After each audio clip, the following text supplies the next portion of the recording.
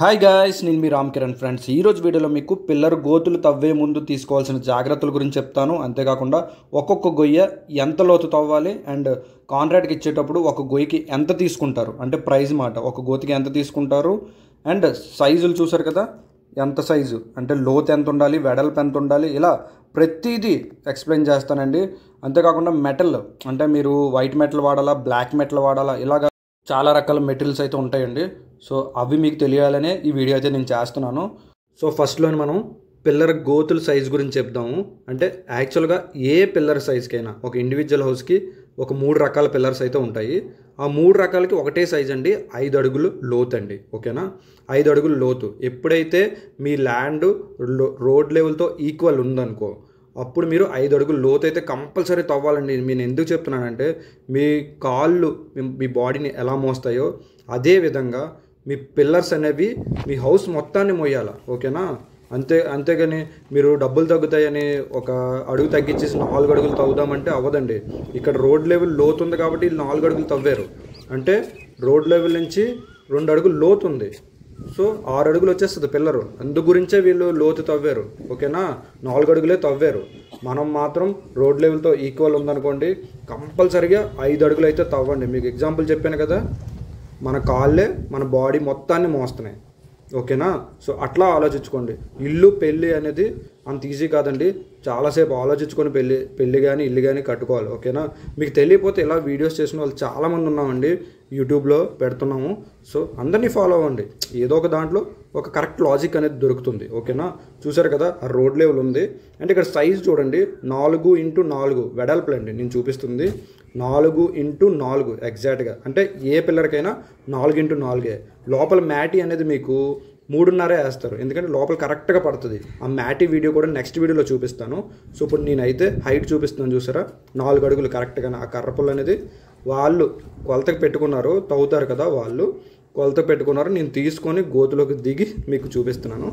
So ఇది metal అండి, మీకు వైట్ మెటల్ ఉంటుంది, బ్లాక్ మెటల్ ఉంటుంది. అంటే యాక్చువల్గా బేస్మెంట్లో మనం మెటల్ వేస్తాము, ఆ మెటల్ అనేది మనకి 2 రకాలు వస్తుంది. ఇప్పుడు నేను చూపించింది వైట్ మెటల్.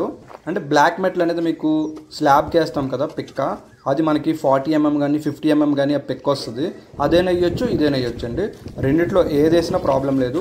ఇది దేనికంటే కిందన లెవెలింగ్కి మాట, అంటే ఐరన్ మ్యాటీ వేసి పిల్లర్ నించోబెడతారు కదా, అది లెవెల్గా ఉండడానికి మాత్రమే వీళ్ళు ఆ మెటల్ అయితే యూస్ చేస్తారు. సో వీళ్ళు అందు గురించే వైట్ మెటల్ అయితే వాడారండి.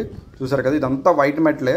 మనకి యూనిట్ అనేది మనకి 3000 అంటే 2 యూనిట్స్ 3500 అట్లా పడుతుంది. ఓకేనా, సో చూసారు కదా మెటల్ అంతా వేసేసారు, వేసాక సర్దుతున్నారు. చూసారా, ఇలా సర్దాలండి, కంపల్సరీగా సర్దాలి. మీరు ఇల్లు కట్టుకున్నప్పుడు కంపల్సరీగా ఎర్త్ వర్క్ చేస్తే మాత్రం పక్కన ఒక 10 రోజులు కూర్చొని ఉండిపోండి.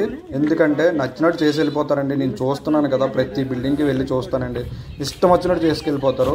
దగ్గరుండి ఇలా చెయ్యు అలా చేయని చెప్పకపోతే మాత్రం మీరు ఇల్లు కట్టుకున్న వేస్ట్ అండి. ఎందుకు ఇంకా డబ్బులు వేస్ట్, దాని బదులు అద్దుకుండిపోండి ఎక్కడొకలా. ఓకేనా, సో ఇది ఇలాగ సర్ది పెట్టించి తర్వాత దీంట్లో వాటర్ కూడా పెడతారు, అది కూడా చూపిస్తాను. అండ్ ఈ మెటల్ ఫిల్లింగ్ అనేది మనకి 4 నుంచి 5 ఇంచులు మందం అయితే ఉండాలండి. ఎందుకంటే బేస్మెంట్ స్ట్రాంగ్గా ఉంటుంది, కొంచెం కింద అనేది స్ట్రాంగ్గా ఉండడానికి 4 ఇంచుల నుంచి 5 ఇంచుల వరకు మందం అయితే కంపల్సరీ అందరూ దగ్గరుండి వేయించుకోండి. ఓకేనా, ఈ వాటర్ పెడుతున్నారు చూసారు కదా, కంప్లీట్గా అన్నిటికి మెటల్ సర్దేశాక, అంటే ముందు మొత్తం అంతా మెటల్ వేసేసిన వెంటనే సర్దాలండి. సర్దిన వెంటనే ప్రతి గోతికి వాటర్ అయితే పెట్టండి, ఎందుకంటే ఆ వాటర్ అనేది సున్నం వేసాక లాక్ ఉంటుంది. ఇప్పుడు కలుపుతారండి, సిమెంట్ ఎంత కలుపుతారో అంతా చెప్తాను. ఆ సిమెంట్ దీంట్లో వేసినప్పుడు గట్టిపరుస్తుంది అన్నమాట ఆ వాటర్ ముందుగానే మనం తడుపుకుంటే. ఎందుకంటే అది వైట్ మెటల్, బ్లాక్ మెటల్కి అయితే తడపవసరం లేదు, వైట్ మెటల్కి కంపల్సరీ తడపాలండి. తడిపితే బేగా లాక్కొని గట్టిపరుస్తుంది అన్నమాట. ఓకేనా, సో ఇక్కడ కలుపుతున్నారు చూసారు కదా సున్నము. ఇక్కడ మనకి ఏంటంటే ఇసుకలోని 3 బస్తాలు, అంటే 10 అక్కడ ఎన్ని గోతులు ఉన్నాయి, 8 గోతులు ఉన్నాయి కాబట్టి 3 బస్తాలే. అదే 12 గోతులు ఉంటే మీకు 4 బస్తాలు కలుపుతారు. ఈచ్ గొయ్య అంటే ఒక్కొక్క గొయ్యికి మీకు ఎగ్జాక్ట్గా 12 నుంచి 15 బస్తాలు అయితే పడుతుందండి. బస్తాలు కాదు, తట్లు 12 నుంచి 15 తట్లు అయితే మీకు వేస్తున్నారు చూసారు కదా. సో అట్లాగా వేసి లెవెల్ చేస్తారండి. చూడండి ప్రతి గోయికి అట్లనే మొత్తం అన్ని గోతులకి వేసి మళ్ళీ లాస్ట్లో వాటర్ పెడతారు. ఓకేనా? సో గైస్ ఇవి చాలా చాలా ఇంపార్టెంట్ అండి. ఎందుకు చెప్తున్నానంటే చాలామందికి తెలియదు హౌస్ కన్స్ట్రక్షన్ చేసినప్పుడు ఏం ప్రాసెస్ అవుతుంది అంటే ఫస్ట్ ప్రాసెస్ ఏంటి, సెకండ్ ప్రాసెస్ ఏంటి, అట్లా చాలామంది తెలియదు. సో ఇల్లు గురించి మాత్రం కంపల్సరీ తెలుసుకోవాలండి. ఒక గంటన్నర వీడియోస్కో దేనికో టైం ఇచ్చి కంపల్సరీ తెలుసుకొనే మీరు ఇల్లు కట్టుకోవాలి అనుకున్నప్పుడు దిగాలండి. తెలుసుకోకుండా మాత్రం ఏదో డబ్బులు ఉన్నాయని దిగడం మాత్రం దిగొద్దు. ఓకేనా గాయస్? సో చెప్పాను కదా, మా అలాంటి వాళ్ళు చాలామంది ఉన్నాం వీడియోస్ చేసిన వాళ్ళని, యూట్యూబర్స్ని. సో ఫాలో అవ్వండి నచ్చితే. గైస్ చూడండి, ఇక్కడ మనకి సర్దుతున్నారు, కంప్లీట్గా మొత్తం అంతా సర్దేస్తున్నారు. అది నేను చెప్పాను కదా, 4 నుంచి 5 ఇంచులు కంపల్సరీగా రావాలండి. రాకపోతే స్ట్రెంత్ అనేది తగ్గుతుంది. ఓకేనా? సో మీరు దగ్గర ఉంటే క్లియర్గా తెలిసిపోద్ది. అంటే ఒక రాయి ఎంత ఇంచు ఉందో తెలిసిపోద్ది. దాన్ని బట్టి అంచనాగా వాళ్ళు వేసేస్తారు. అంటే ఇది కూడా కంప్లీట్గా మెటల్, ఈ మెటీరియల్ అంతా కలిపే గోతికి 900 నుంచి 1000 రూపాయలు తీసుకుంటారండి. ఫస్ట్ నేను చెప్తున్నాను కదా, ఇది మొత్తం కలిపే సపరేట్గా అయితే కాదు.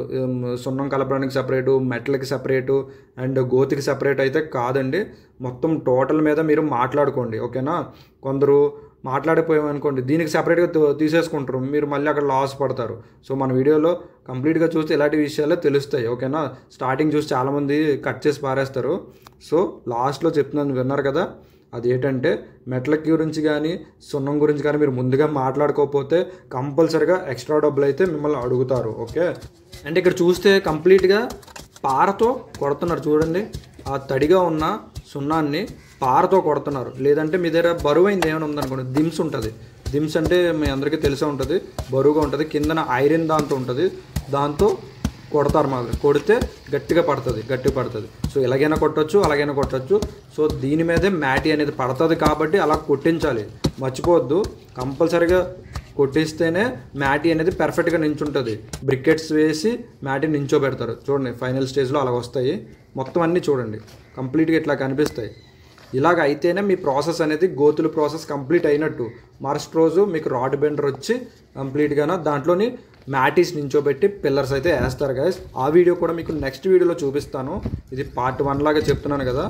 సో ఇట్లానే ఉంటుంది, మొత్తం గోతులు సైజుల నుంచి మెటల్ నుంచి ఏటి వాడాలో అన్నీ మీకు చెప్పాను. సో ఈ వీడియోని చూసి మీరు ఫాలో అవ్వండి. అంతేకాకుండా ఎవరైనా ఇల్లులు కట్టుకుంటే మీ ఫ్రెండ్స్ ఎవరైనా దేనికైనా యూజ్ అవుతుంది గైస్. జస్ట్ వాళ్ళకి చెప్పండి, ఇలాగా రామ్కే వీడియోస్ చేస్తాడు, ఆ వీడియోస్ చూడండి, ఫాలో అవ్వండి అని, ఏదో కొంచెం ఇన్ఫర్మేషన్ ఉంటుందని. ఓకేనా? So thank you friends, please subscribe, share friends. Thank you.